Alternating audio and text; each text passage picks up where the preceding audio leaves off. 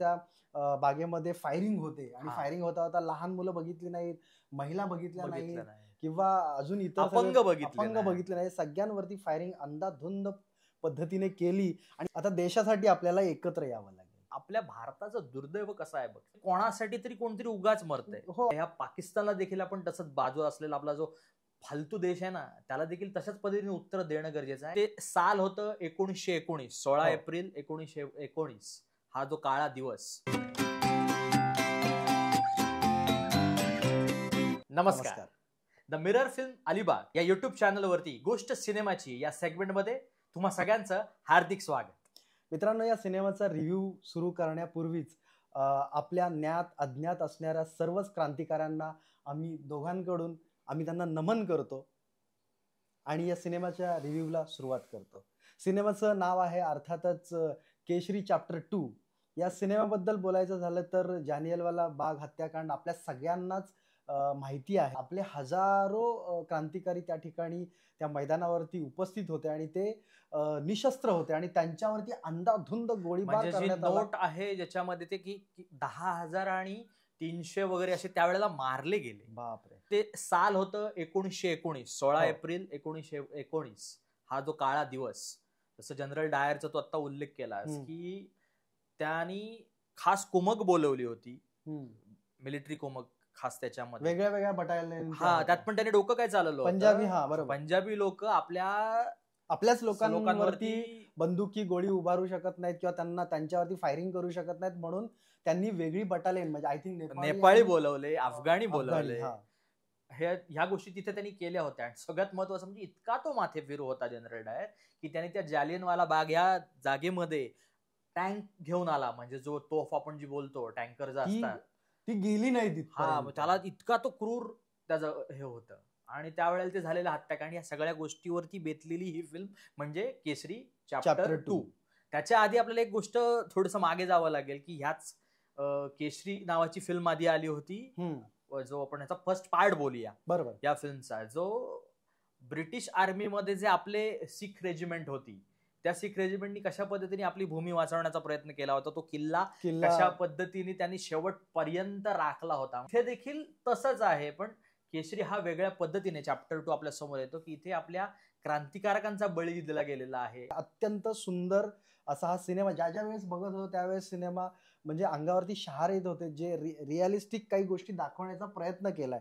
जसं ज्या वेळेस त्या बागेमध्ये फायरिंग होते आणि फायरिंग होता होता लहान मुलं बघितली नाहीत, महिला बघितल्या नाही किंवा अजून इतर अपंग बघितले नाही, सगळ्यांवरती फायरिंग अंधाधुंद पद्धतीने केली आणि जास्तीत जास्त लोकांना त्या खंदकामध्ये लपलेल्यांना पण शोधून भोसकून मारले, चाकून. ती वेगळी ऑर्डर दिली होती की जा चेक करा त्याच्यामध्ये कोण आहेत का ते.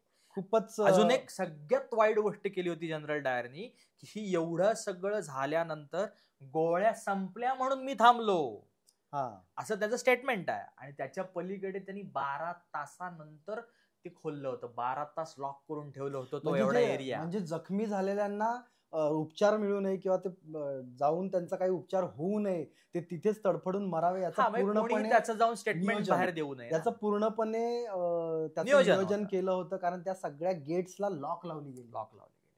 आता ह्यात एक गोष्ट जी मला प्रकाश जाणवली ना, की आपल्या भारताचं दुर्दैव कसं आहे बघ. सगळ्यात महत्वाचं म्हणजे जसं केसरीमध्ये दाखवलं होतं की ब्रिटिश आर्मीमध्ये सिख रेजिमेंट लढली, कोणासाठी? ब्रिटिशांसाठी. बरोबर. म्हणजे ब्रिटिश फ्लॅगच्या साठी, म्हणजे क्राऊनच्या खाली ते लढले. बरोबर. भारतासाठी नाहीच. नाही. बरोबर. म्हणजे कोणासाठी तरी कोणतरी उगाच मरतंय. हो, अर्थात. आपलं जे मराठीमध्ये गाणं आहे, कोण मेले कोणासाठी, रक्त कोण, कोणाच्या खांद्यावर कोणाचं ओझं, ते खरंच तसं होतं. सेम आपल्या ह्या चित्रपटात जो नायक जो आहे त्याच्या बाबतीत देखील आहे की ब्रिटिशांसाठी त्यांच्या वतीने लढणारा वकील, त्याच्यानंतर ब्रिटिशांच्या विरोधात कोर्टामध्ये केस उभी करणारे असे हिरो होते. त्याचा इतिहास फार महत्वाचा आहे की एक क्रांतिकारी किरपाल सिंग, कवी, एक लेखक, बरोबर, आणि त्यांच्या कविता, त्यांचं लेखन हे सर शंकरन नायर देखील फॉलो करायचे. त्यांना त्या आवडत देखील होत्या. म्हणजे एक कलाकार कशी क्रांती घडवू शकतो हा मुद्दा इथे फार प्रकर्षाने जाणवतो आपल्याला. आणि नंतर सिनेमात दाखवलं की आता जसं तुम्हाला की त्यांनी ते जेलमध्ये असतात आणि तिथून त्यांनी जे लेटर पाठवलं की माझा मुलगा हा कबड्डीमध्ये चॅम्पियन आहे, तो सहजपणे 2 लोकांना ऐकणार नाही, किमान 3 लोक तरी त्याला पकडायला लागली असतील आणि नंतर त्याची नस कापली गेली असेल. आणि तिथून जो सिनेमावरती येतो आणि ज्या पद्धतीने अक्षय कुमारचा परफॉर्मन्स आहे, क्या बात आहे. त्याच्या आधीच गोष्ट आहे की किरपाल सिंग जे आहेत क्रांतिकारी, त्यांना जी शिक्षा झालेली आहे ती पण सर शंकरन नायर यांनी केस लढली होती की त्यांचा जेलमध्ये जातानाचा सीन पण आहे अक्षय कुमार बरोबर, की तो म्हणतो की आप बहुत अच्छे वकील हो लेकिन आप गलत लोगों के तरफ से हो. खूप सुंदर आहे ते वाक्य. तर अशा पद्धतीने सिनेमा सुरू होतो. सिनेमातली बऱ्याचशा गोष्टी बोलण्यासारख्या, म्हणजे प्रोडक्शन व्हॅल्यू दिसते सिनेमाची. प्रोडक्शन व्हॅल्यू इतकी सुंदर पद्धतीने, की जिथे कॉस्ट्युम आहे तर ते कॉस्ट्युम वाटतात तसे, किंवा लोकेशन ज्या पद्धतीने आपल्याला दिसतात, म्हणजे सेट असतील मोठे मोठे, त्या पद्धतीने ते दिसतात, की म्हणजे प्रोडक्शन कॉस्ट की व्हॅल्यू त्या पद्धतीने, काही त्याचं बजेट असेल पण त्या पद्धतीने ते खरं खरंच जाणवतं की हे पिरियडिक आहे, हे 1919 मधलं आहे. स्क्रीन प्ले वाईज, गोष्टी वाईज आणि डायलॉग इतक्या प्रभावीपणे त्या मांडलेल्या आहेत. डिरेक्शन तर क्या बात है. एक सेकंदही सिनेमा तुम्हाला असं जरासा हलून देत नाही तुमच्या खुर्चीतून, किंवा इकडे तिकडे लक्ष जात नाही तुमचं. तुम्ही त्या पूर्ण एरामध्ये गुंतून जाता.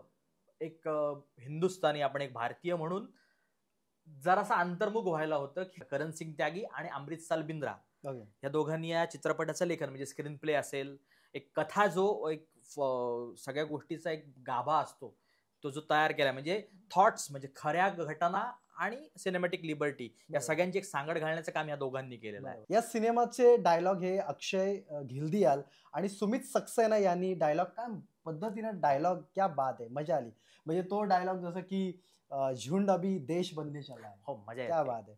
म्हणजे खरं तर बरेचसे असे डायलॉग आहेत जे आपल्याला क्या बात आहे असं वाटतात, आणि खूप सुंदर पद्धतीने यांनी, या दोघांनी हे डायलॉग लिहिलेले आहेत. बॅकग्राऊंड खूप सुंदर आहे. म्युझिक तिथे तिथे कुठल्या टायमिंगला कशा पद्धतीने पाहिजे ते सिनेमाला अजून उंचीवरती नेऊन ठेवतं बॅकग्राऊंड स्कोर. कास्टिंगच्या बाबतीत म्हणाल तर सगळ्यात महत्वाचं म्हणजे अक्षय कुमार ज्या पद्धतीने सिलेक्टिव्ह किंवा चूझी, आपण बऱ्याच वर्षापासून बघतो की वेगवेगळ्या भूमिका करण्याचा प्रयत्न आहे, त्यातलीच ही जी भूमिका वाखाणण्याजोगी आहे. खूप सुंदर काम अक्षय कुमारचं या सिनेमामध्ये आहे.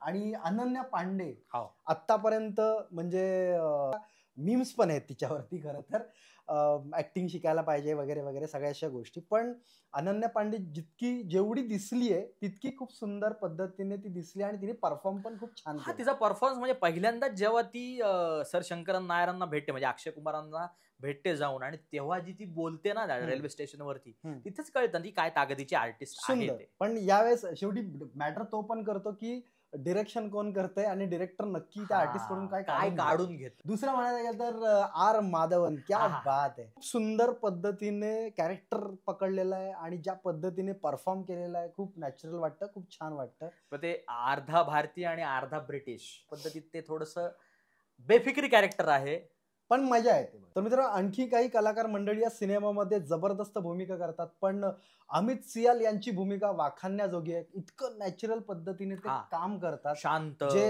इंडियन आय थिंक गव्हर्नर भूमिका करतात, ज्याच्यामुळे हा सिनेमा घडला, किंवा ज्याच्यामुळे ती जालियनवाला बाग हत्याकांडी घटना घडली, तो म्हणजे जनरल डायर. त्याचं जे कॅरेक्टर केलेलं आहे जनरल डायरचं, ते म्हणजे सिमन पिस्लिडे असं नाव आहे त्या ऍक्टरचं. काय सुंदर काम केलंय त्याने. मला आवडलेली सगळ्यात गोष्ट प्रकाश म्हणजे त्याचं चालणं. त्याच्या चालण्यामध्येच एक वेगळा ऍटिट्यूड.